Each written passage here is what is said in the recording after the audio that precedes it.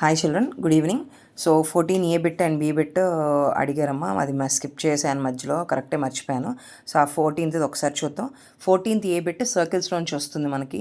సర్కిల్స్లో ఉన్న 3 మోడల్స్ ఏంటంటే, ఒకటి find the centre and radius అని సర్కిల్ ఈక్వేషన్ ఇవ్వడం, లేకపోతే find the equation of the circle having ఒక 2 ends ఆఫ్ ద డయామీటర్, అంటే ఒక 2 points ఇచ్చి they are the 2 ends of the diameter అంటాం. లేదంటే కనుక find the equation of the circle if the circle passes through some points అని ఇవ్వడం. ఈ 3 మోడల్స్ అనేవి, ఈ 3 మోడల్స్లో ఒక మోడల్ వస్తుంది మనకి. కానీ 3 మోడల్స్ కూడా చాలా ఈజీ అండి. ఎప్పుడైనా సరే find the radius and the centre of the circle అంటే, ఇచ్చిన circle, what is the given circle, x² + y² + 4x - 6y - 20 = 0. దీన్ని కంపేర్ చేయాలి. Compare this equation with the standard equation of circle x² + y² + 2gx + 2fy + c = 0. ఈ 2g అనే ప్లేస్లో ఇక్కడ ఏదైతే number ఉంటుందో దాన్ని కంపేర్ చేస్తాం. 2g = 4 అలాంగ్ విత్ సైన్ అండి. మళ్ళీ 2f అనేది ఏముంటుందో అది మనం రిపీట్ చేస్తాం. 2f = -6. సో g = 4/2, g = 2 అవుతుంది. f -6/2, f -3. కానీ సెంటర్ యొక్క ఫార్ములా ఏంటంటే -g, -f. అంటే ఇక్కడ 2 ఉంది, ఇది -2 అంటే -2, ఇక్కడ -f అని ఉంది. f వాల్యూ అంతా minus, so minus into minus plus అవుతుంది. సో ఇది అవుతుంది దాని వాల్యూ 2, f. అండ్ రేడియస్ కనుక్కోమన్నాడు. రేడియస్కి వచ్చేసేసరికి √g² + f² - c. వాల్యూస్ కరెక్ట్గా రాయాలండి. g అంటే 2 కాబట్టి 2² 4 ప్లస్ f అంటే -3, -3² అంటే మైనస్కి 3 అంటే మైనస్ ఇంటూ మైనస్ ప్లస్ అయిపోతుంది. 3² అంటే 9 అవుతుంది. 9 మైనస్ ఆఫ్ ఇక్కడేమి ఇదే -20, c అనే value -20, minus into minus plus అవుతుంది, +20 అవుతుంది మనకి. సో టోటల్ వాల్యూ వచ్చేసేసరికి 29, 33. సో √33. రేడియస్ =√33. ఈ మాత్రం చేస్తే ఇది 5 మార్క్స్ క్వశ్చన్ అండి మనకి. ఒకవేళ సెంటర్ అండ్ రేడియస్ కనుక్కోమన్నాడంటే మాత్రం సమ్ వదలొద్దు, చాలా ఈజీగా 5 మార్క్స్ స్కోర్ అయిపోతాయి.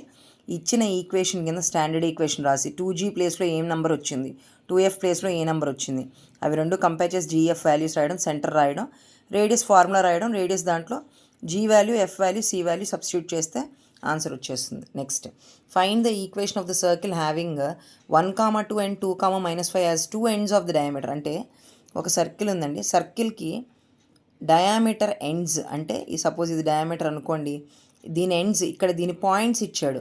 ఈక్వేషన్ ఆఫ్ ద సర్కిల్ కనుక్కోమన్నాడు మనని. ఓకేనా, ఈక్వేషన్ ఆఫ్ ద సర్కిల్ మనని కనుక్కోమన్నాడు. డయాగ్రామ్ మీరు అక్కడ గీయక్కర్లేదు. కానీ 2 ends of the diameter of the circle కనుక ఇట్లా ఉంటే 1, 2 and 2, -5.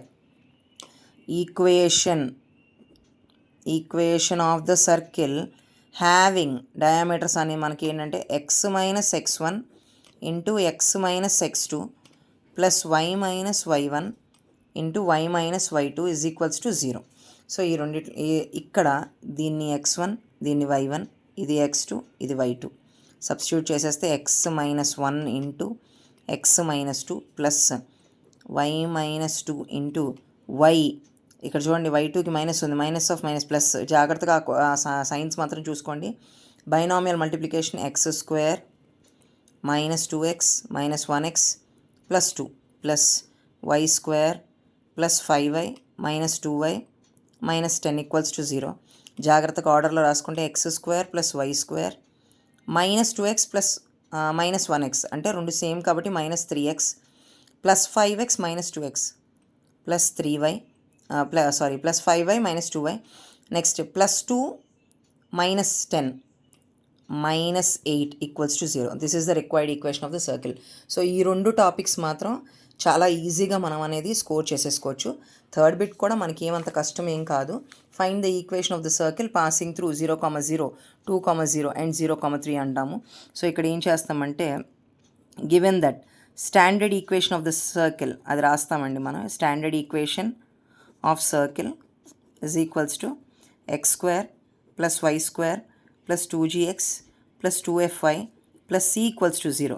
Let this equation be number 1. Equation number 1 అనుకుని ఫస్ట్ పాయింట్ 0, 0 ఏమన్నాడండి, దాన్ని ఇట్ పాసెస్ త్రూ అన్నాడు. పాసెస్ త్రూ అంటే మీనింగ్ ఏంటంటే ఎక్స్ ప్లేస్లో జీరో పెట్టమని, వై ప్లేస్లో జీరో పెట్టమని. ఈ స్టాండర్డ్ ఈక్వేషన్లో if zero passes through equation 1 అని పెట్టుకుంటే ఎక్స్ ప్లేస్లో ఈ ఈక్వేషన్లో సబ్స్టిట్యూట్ చేయండి. జీరో స్క్వేర్ ప్లస్ వై ప్లేస్లో zero square plus 2g into zero plus 2f into zero plus c is equals to zero. So అన్ని జీరోలు అయిపోయినాయి కాబట్టి ఫైనల్కి ఇక్కడ ఏమొస్తుందమ్మా, c is equals to zero అవుతుంది. నెక్స్ట్ సెకండ్ది 2,0 అన్నాడు. 2,0 పాసెస్ త్రూ, ఇది ఇంత చిన్నగా రాస్తున్నా అనుకోకండి, ఇది ఇట్లా రాసిన తర్వాత మళ్ళీ ఈ ఈక్వేషన్ ఆఫ్ సర్కిల్ ఇక్కడ రాసి అది సబ్స్టిట్యూట్ చేసి రాయండి. త్రూ ఈక్వేషన్ 1 చేస్తే మనకి ఎక్స్ ప్లేస్లో ఏం పెట్టాలమ్మా, ఎక్స్ 2 పెట్టాలి, వై అంటే 0.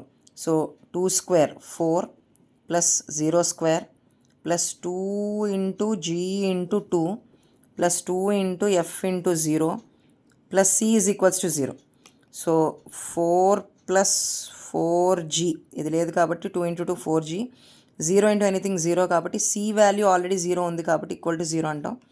4g is equals to -4 on transpose, plus కాస్త అటు పక్కకి వెళ్తే మైనస్ అవుతుంది. g is equals to -4/4, g value is equals to -1.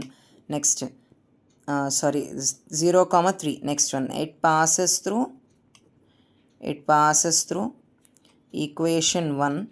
So equation 1 అంటే ఎక్స్ ప్లేస్లో 0, వై ప్లేస్లోనేమో 3.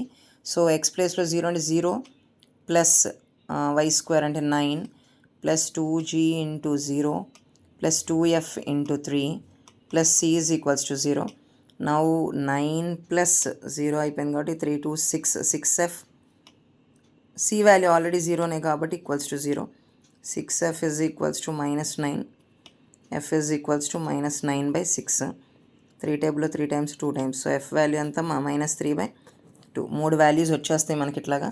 మళ్ళీ therefore standard equation of circle x square plus y square plus 2gx plus 2fy plus c equals to 0. X square plus y square plus 2 into g ప్లేస్లో -1 into x plus 2 into F ప్లేస్లో -3/2 into y plus 0 equal to 0. ఇది cancel అయిపోతుంది.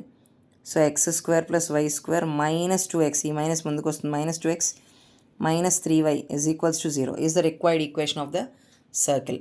So ఈ 3 క్వశ్చన్స్లో ఖచ్చితంగా ఒక question 14Aలో మనకు కనపడుతుంది. 3 questions prepare అయితే చాలా ఈజీగా ఉన్నాయి, చూసారుగా. Just standard equation of the circle నోట్కి వస్తే చాలు మనకి. ఇది ప్రిపేర్ అయ్యారంటే ఒక 5 మార్క్స్ క్లోజ్ అయిపోయినట్టే మనకి. ఈవెన్ నెక్స్ట్ ఇది కానిక్ సెక్షన్ కూడా ఈజీగానే ఉంటుందమ్మా, అది చూపిస్తాను అది కూడా. సో ఇది బాగా ప్రాక్టీస్ చేయండి, ఇది మిస్ చేయొద్దు. అర్థమైన వెంటనే ఒక లైక్ కొట్టండి. Thank you.